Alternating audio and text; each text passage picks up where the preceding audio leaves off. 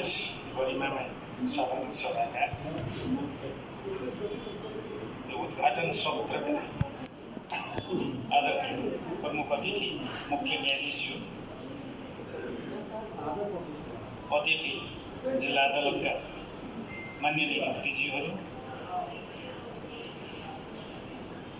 हलमा आसीन मेरा आदरणीय वरिष्ठ अधिवक्ता दाजुहरू, गुरुहरू, सम्पूर्ण आदरणीय पूर्व अध्यक्षज्यूहरू, मिडियाकर्मी साथीहरू, सहकर्मी कानुन व्यवसाय मित्रहरू एवं मेरा आदरणीय दिदीबहिनी दाजुभाइ समेतमा मेरो हार्दिक नमन छ। आज मेरो जीवनकाल एउटा यो अविस्मरणीय क्षण हो। तपाईहरूले दिनुभएको जिम्मेवारीको आज अन्त भइराखेको छ। विधिवत रूपमा 2 वर्ष कार्यकाल कसरी बित्यो थाहा पनि भएन र एउटा हर्ष पनि भइरहेछ, कता कता मनमा दुःख पनि लागिराखेका छन्। दुःख के कारणले लाग्दैछ भने केही कामहरू जो गर्नुपर्ने अपरिहार्य थियो, परिस्थितिवश त्यो गर्न पाइएको छैन। त्यो कुरामा कता कता चित्त दुखिराखेको छ र खुसी पनि भइराखेको छ। ती गर्न नसक्ने कामहरू पनि धेरै हामीले आफ्नो प्रयासले र तपाईहरूको हार्दिक सद्भावले, मायाले, आर्थिक सहयोगले, हरेक कुराको सहयोगले चाहिँ हामी गर्न सफल भयौँ। यो वकालत जीवन र न्यायाधीशको जीवन, वकिलको जीवन र हाम्रा जजको जीवन, दुवैको जीवनशैली एकै नासको छैन, फरक छ। न्यायमूर्तिजीहरूको जीवनशैली एउटा डिसिप्लिनको दायरामा बाँधिएको छ भने हाम्रो त्योभन्दा फरक छ। वकिल आजीवन विद्यार्थी भएर बसेका छौँ, दिनरात मेहनत गरेर हामी विद्यार्थी भएका छौँ र जति पनि मुद्दाको जन्म हुन्छ त्यो वकिलको मस्तिष्कले फ्रेमिङ गर्छ र जति पनि नजिर हामी देखिराखेका छौँ त्यो वकिलहरूको अपार मेहनतको उपज हो। त्यो सवालमा वकिलको जीवन न्यायाधीशको जीवनभन्दा कठिन छ र वकालत वृद्धमा सधैँ एउटा नक्षत्र जस्तै, तारा जस्तै चम्किराखेका केही महान व्यक्तित्वहरूलाई यो गरिमामय सभामा सम्झिने लायकको छ र म त्यसलाई चाहिँ सम्झेर नमन पनि गर्न चाहन्छु। जो यस्ता महान व्यक्तित्व हो जो सम्मानित सर्वोच्च अदालतका जजको कुर्सीलाई रिजेक्ट पनि गरेको कि म जजमा जान्न, वकालतमै मेरो लागि बेटर छ। त्यस्ता चाहिँ महान सुपुत्रहरू आदरणीय त्यतिखेरका वरिष्ठ अधिवक्ता रामराजा प्रसाद सिंह, जो चाहिँ हामी माझमा छैन, दिगम्बत भइसक्नु भएको छ, उहाँले पनि मेरा नमन छ। र अरू जो त्यस्तै महान व्यक्तित्वहरू आदरणीय कृष्ण प्रसाद भण्डारीजी वरिष्ठ अधिवक्ता, उहाँले पनि सर्वोच्चको जजलाई इन्कार गरेको हो जानलाई। हाम्रै बारका वरिष्ठ अधिवक्ता अध्यक्ष आदरणीय हिम्मत सिंहज्यूले पनि त्यही लाइनका हुनुहुन्छ र हाम्रा मोरङ बारका अहिले चाहिँ हुनुहुन्छ आदरणीय वरिष्ठ अधिवक्ता विप्लेन्द्र चक्रवर्तीज्यू। यी 4 जना यस्ता महान हस्तीहरू हुन् हाम्रो वकालत वृद्धमा, जो सधैँ चाहिँ एउटा नक्षत्र जस्तै हाम्रो हृदयमा, नेपालको वकालत क्षेत्रमा, न्यायपालिकामा प्रत्येक न्यायाधीशले, प्रत्येक वकिलले आदरणीय पात्रको रूपमा सम्झिरहन्छ र त्यहाँबाट चाहिँ हामी प्रेरणाका स्रोत चाहिँ लिइराखेका हुन्छौँ।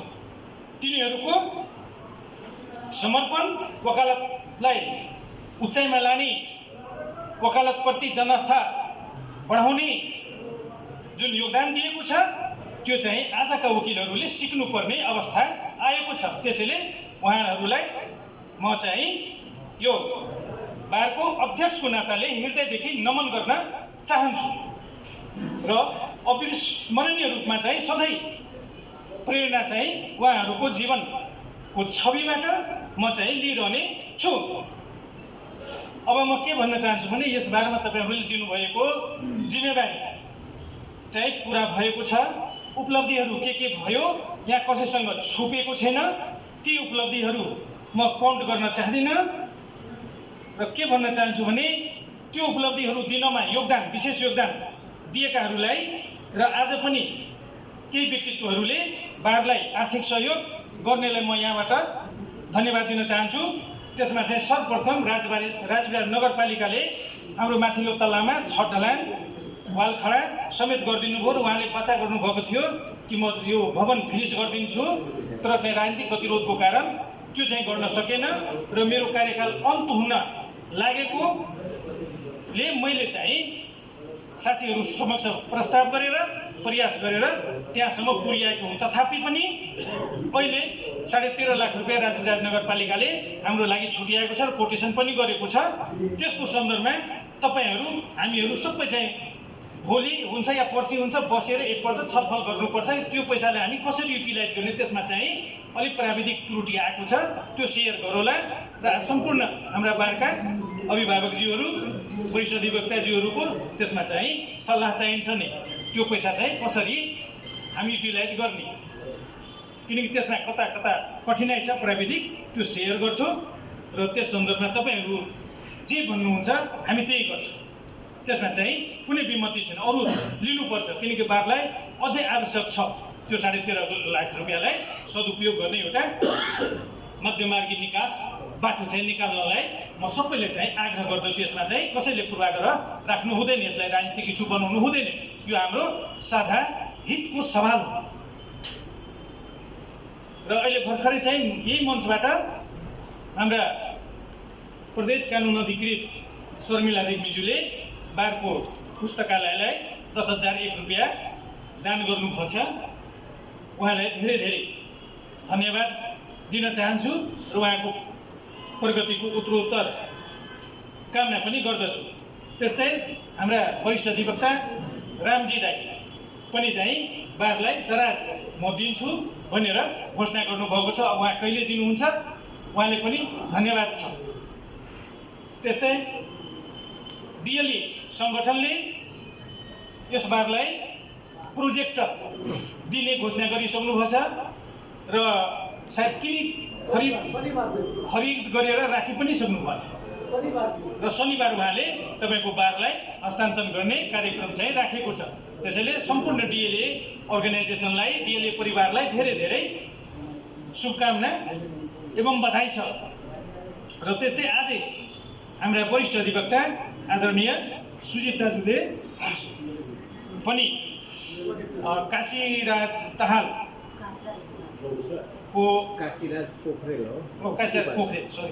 पोखरेल जुन अक्षय कोष खडा गरेका छन् कानुन दिवसका दिन 15,000 रुपियाँ दान दिने, त्यो वकालत मानवाधिकारको क्षेत्रमा योगदान दिएका व्यक्तित्वहरूलाई चाहिँ प्रोत्साहन गर्नको लागि त्यो अक्षय कोष खडा भएको छ र त्यसमा आज 55,000 रुपियाँ उहाँले चाहिँ ब्याङ्क एकाउन्टमा बुझाउनु भएको छ। अस्ति चाहिँ 2,01,000 बुझाउनु भएको थियो र आज 55,000 छ। उहाँले भोजर चाहिँ टक्राउनु भएको छ। यसको लागि र यस्तो पवित्र भावनाको लागि यो दान दिने परिवारलाई, यसलाई सहज बनाउने व्यक्तित्वलाई सम्पूर्ण बार अर्गनाइजेसनबाट धेरै धेरै धन्यवाद छ र यस्तै भावना अरूमा पनि जागोस् भन्ने कामना पनि गर्दछु।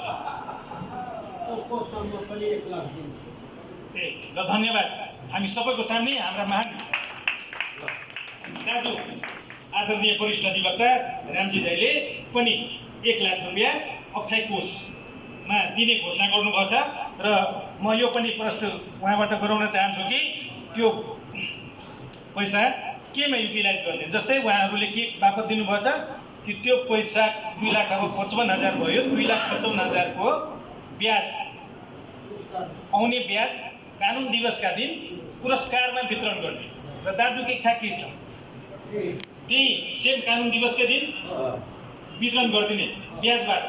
त्यो पैसा नचल्ने पैसा भयो, अक्षय कोषमा राखिदिने। ल धन्यवाद छ, एकदम धन्यवाद छ दाजुलाई।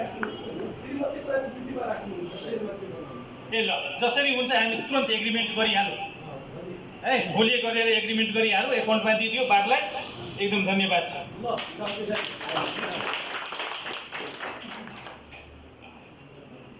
अनि अरू के भन्न चाहन्थे?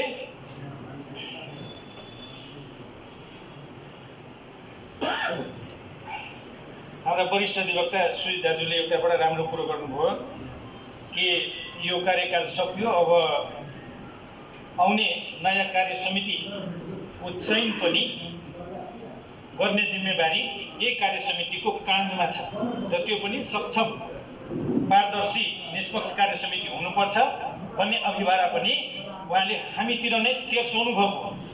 त्यसको सन्दर्भमा यो कार्य समितिसँग के प्लान छ भन्ने म यही साधारण सभालाई अवगत गराउन चाहन्छु।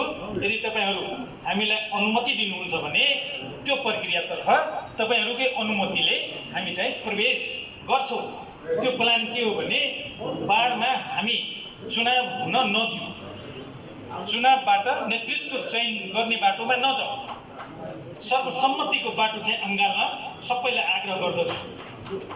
र सर्वसम्मति कमिटी चाहिँ एउटा गठन गर्नुहोस् बन्द सत्रमा, र त्यो कमिटीले बारलाई नेतृत्व दिने व्यक्तित्वहरूलाई अवसर दिनुहोस् र त्यसबाट चाहिँ छान्नुहोस्।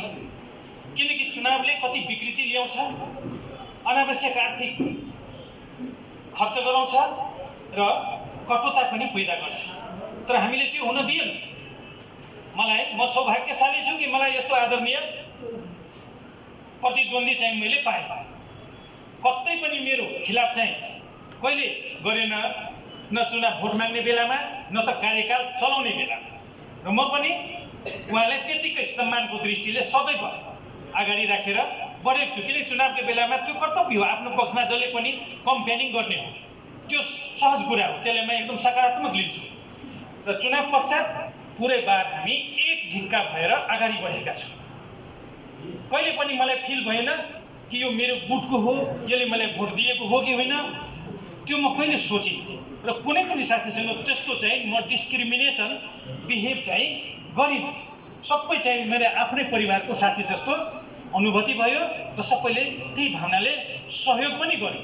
यदि सहयोग नगरेको भए यदि काम तपाईँको बारमा हुने नै थिए। चाहे त्यो आर्थिक सहयोग होस्, चाहे त्यो कतै जानै परोस्, नेतृत्व गर्नु परोस्, जे सहयोग हो अपनत्वको भावनाले सबै समूहबाट, यहाँ समूह चुनावको बाद त कुनै समूहै रहेन, सबै एक ढिका भएर हामी चाहिँ अगाडि बढेका छौँ। यसमा चाहिँ कसैले बढी वा कसैले कम क्रेडिट चाहिँ दिने अवस्था पनि छैन। यो भावनामा सबै हामी एक छौँ र त्यस्तै चाहिँ सौहार्दपूर्ण वातावरणमा मैले काम गर्ने अवसर पाएको छु र तपाईँहरूले यो सुझावलाई म हार्दिक समर्थन गर्दछु। धन्यवाद। यदि समर्थन गर्नुहुन्छ अरू आदरणीय दाजुहरू भने के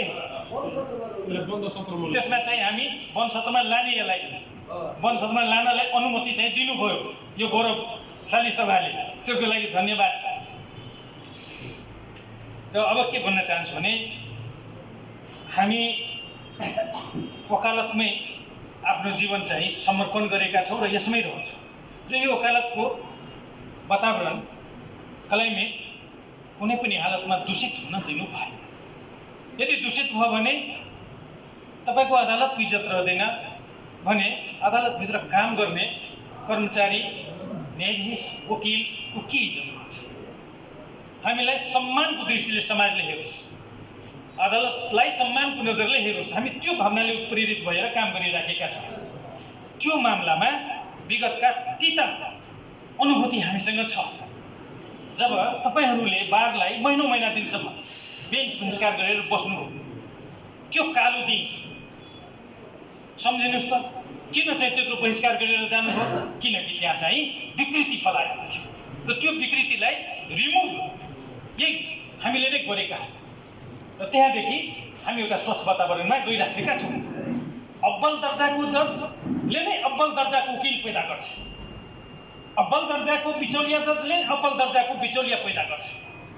यो 2 सालको कार्यकालमा मैले त्यो अनुभूति गरेको छु। यदि जज स्ट्रङ भयो भने कसैले बिचौलियागिरी गर्न सक्दैन। 2-4 दिन गर्यो भने फेरि चाहिँ त्यसको पश्चाताप हुन्छ, त्यो उजागर हुन्छ। त्यो मैले देखेका छु।